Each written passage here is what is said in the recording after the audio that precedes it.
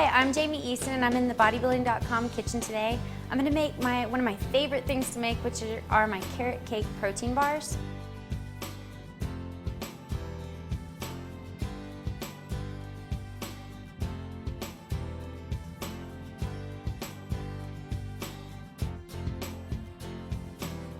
To make these, we're going to need 2 bowls. We need a large bowl and a smaller bowl. Our large bowl is going to be for our dry ingredients and our smaller bowl is our wet one. So we're going to put that to the side for now and start with our dry ingredients.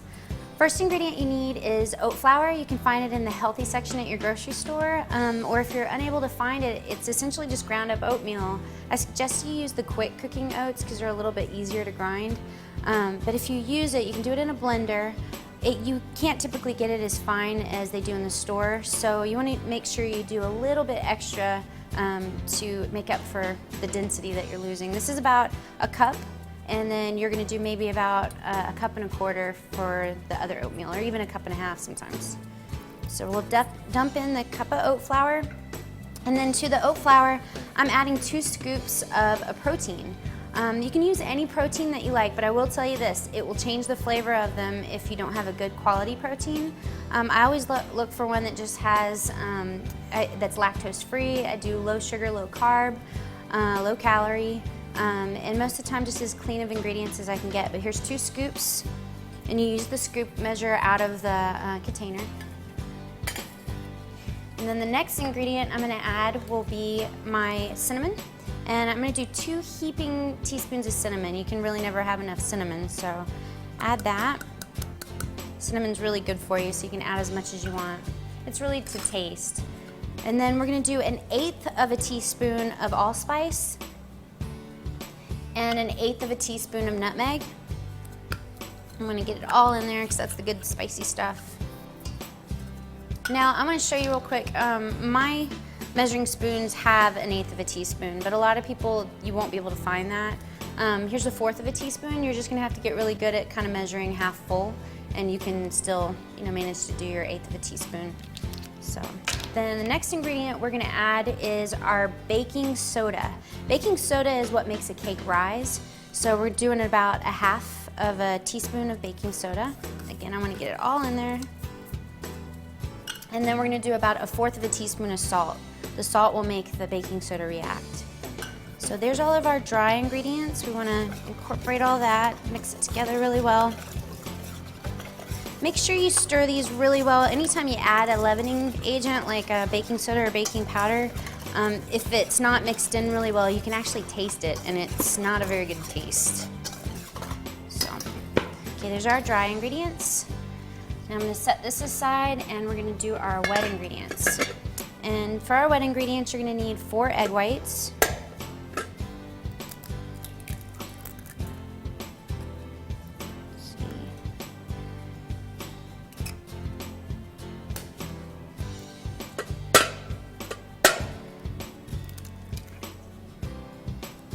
Egg number 2.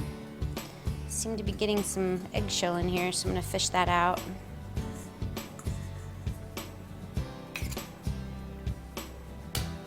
Number 3. And you can use liquid egg whites if you prefer, and it's a little bit easier, but make sure that when you look at the carton to see what 4 egg whites equals to, do a little bit less because it tends to be a little more liquidy.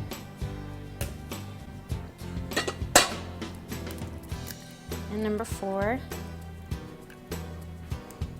Okay, so we've got all our eggs in there. The next ingredient that I'm going to add to the egg whites is our sweetener. Now you can add any sweetener that you want. I chose Splenda today, but I've made these with a stevia ingredient like Truvia. Some people will prefer something natural like agave nectar. I've even tried before, if you've ever heard of it, it's called succonaut. It's almost a substitute for like brown sugar, but it's very, very natural, so it's really granular, and you really have to mix like crazy to incorporate it. But for the easy, convenient sort of thing, I like to use Splenda. This is 1/2 cup. I'm gonna mix those together.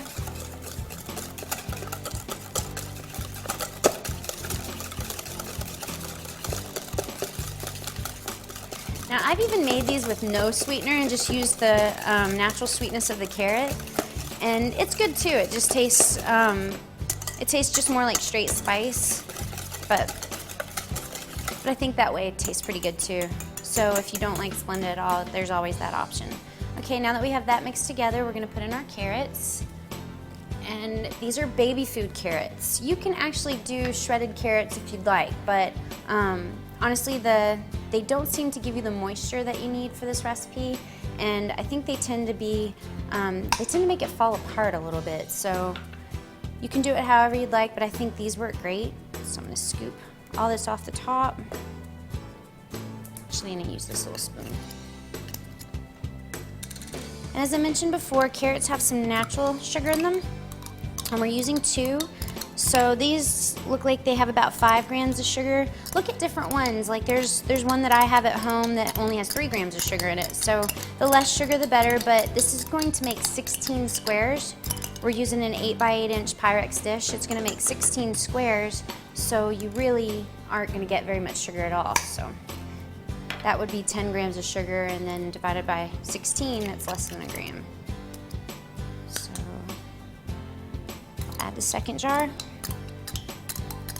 Now this next step that I'm gonna do is optional, but it's something that I've always done because I like mine really moist.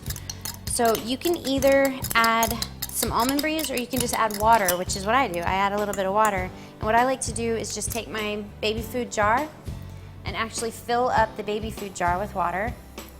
Kind of turn it a little bit, get all the good carrots off there. And it doesn't matter if it's, you know, hot, cold, or whatever, but there are eggs in here, so don't make it too hot or it'll cook your eggs. So we'll pour that in.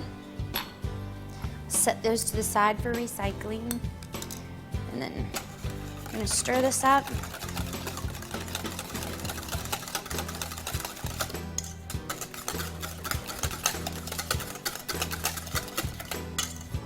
And now this recipe too, you can change the flavor of the baby food and the flavor of the spices and make all sorts of flavors. We're gonna probably do some on future shows here, so, but for now, these carrot ones. But do know this, if you make chocolate or anything or change the flavor of them ever, you still wanna use your vanilla protein because that's always gonna be your good base, and then you add the flavor in other places. So now I'm gonna add my wet ingredients to my dry ingredients. Scrape it all out. Again, you want as much moisture as possible, so use a spatula like these little nifty rubber ones.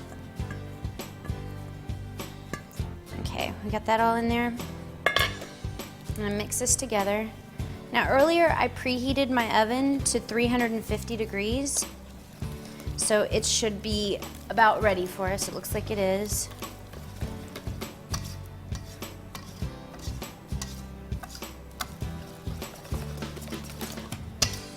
Okay, got this all mixed together. I want to lick it because it tastes pretty good, but I won't. So, and then we're gonna take our Pyrex dish. You do want to opt for the glass because the glass will keep it from baking too quickly. But you can just as easily use the aluminum one. You just probably want to cut back on your cooking time a bit. So now I'm going to spray it with my non-stick butter spray. Just lightly.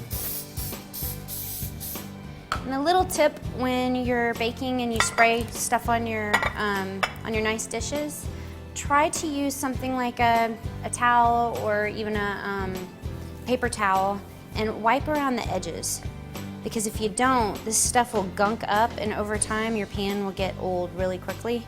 So I always like to clean it up a little bit. And then I'm going to pour this in.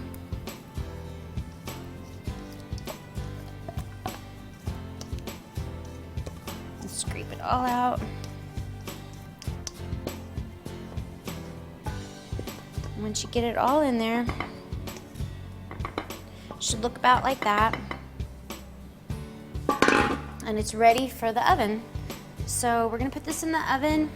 And now oven cooking times really vary, depends on your altitude, it depends on how new or old your oven is too.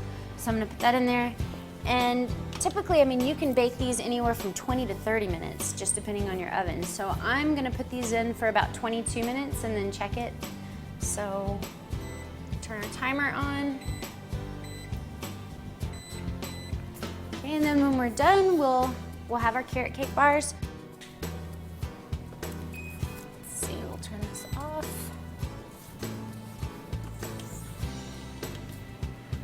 Looks pretty good. Take them out. Put them on, not directly on the hot counter. All right, looks pretty good. I checked it with a toothpick earlier. We'll do it one more time. Came out clean, so I think they're ready to go. When you're gonna actually serve these, you wanna make sure they're cool, and you can actually heat them up. They're really good warm, but when you're traveling and stuff, they're good cold too. But you're gonna make 3 slices this way and 3 slices this way, and it'll give you 16 squares. Thank you for watching Bodybuilding.com. Please come back often for more recipes.